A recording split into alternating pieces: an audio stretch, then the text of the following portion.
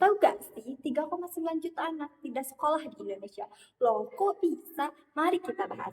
Saat ini muncul polemik anggaran pendidikan 2026 yang sedang dibahas. Permasalahannya, sebagian anggaran diduga dialihkan ke anggaran program makan bergizi atau MBG yang dianggap bukan fungsi utama pendidikan.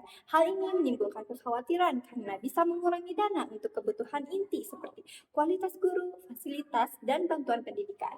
Selain itu, masih ada masalah lain seperti bantuan yang tidak tepat sasaran dan dugaan penyalahgunaan anggaran. Berdasarkan hasil analisis, terdapat beberapa unsur yang berkaitan dengan kasus ini. Pertama, permasalahan yang kompleks meliputi aspek ekonomi, sosial, akses, dan juga budaya. Lalu yang kedua, ada ketidaksinkronan antara data dan juga kebijakan. Yang ketiga, ada krisis identitas pada masa transisi pendidikan, SD ke SMP maupun SMP ke SMA. Serta yang terakhir, adanya efektivitas anggaran yang masih perlu ditingkatkan. Berdasarkan data terbaru, sekitar 2,9 juta anak di Indonesia pada tahun 2025 tidak bersekolah. Bahkan jika ditotal jumlahnya mencapai sekitar 3,9 juta jiwa, termasuk mereka yang putus sekolah, tidak melanjutkan, hingga yang belum pernah sekolah sama sekali. Usia terbanyak berada di rentang 16 hingga 18 tahun. Lalu, apa penyebabnya? Faktor utamanya beragam, mulai dari kendala ekonomi, anak yang sudah bekerja, hingga pernikahan dini. Selain itu, faktor lain seperti jarak sekolah, disabilitas, perundungan, serta pola pikir yang menganggap pendidikan tidak terlalu penting juga turut berpengaruh. Padahal pemerintah sudah membuat kebijakan wajib belajar 13 tahun, mulai dari jenjang prasekolah hingga sekolah menengah atas.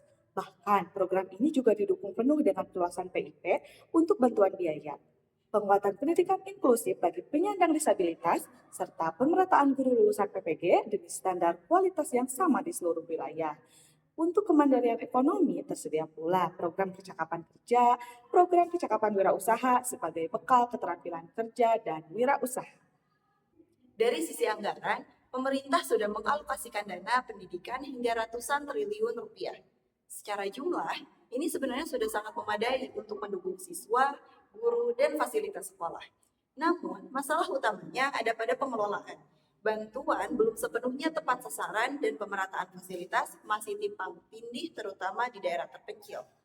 Selain itu, masuknya program MBG ke dalam anggaran pendidikan juga memicu kekhawatiran karena bisa mengurangi fokus pada kualitas pembelajaran dan sarana sekolah. Jadi, meski anggarannya besar, tantangannya dalam memastikan pengelolaannya tepat, merata, dan benar-benar berdampak pada penurunan angka anak tidak sekolah.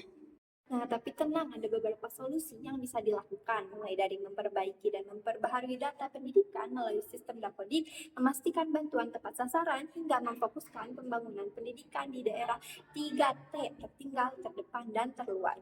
Selain itu, akses pendidikan juga bisa diperluas lewat jalur non-formal seperti pelatihan kerja dan kewirausahaan, hingga lebih banyak masyarakat tetap bisa mendapatkan kesempatan belajar.